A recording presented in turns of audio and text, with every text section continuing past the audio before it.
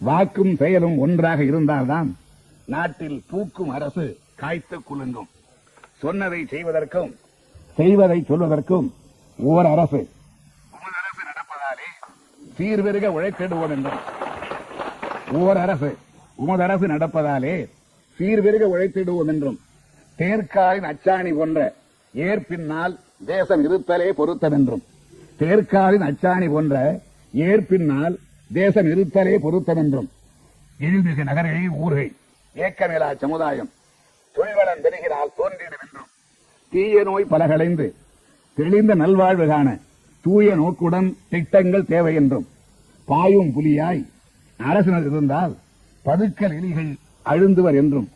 இடுப்பொடிந்து கல்வியிலும் வேலை வாய்ப்பினிலும் துடுப்பில்லா படகுகளாய் தத்தளித்தோர் வாழ்வு இடஒதுக்கீட்டு புரட்சிகர மாற்றங்களால் இனிவரும் காலத்தில் வளம் பெற்று திகழ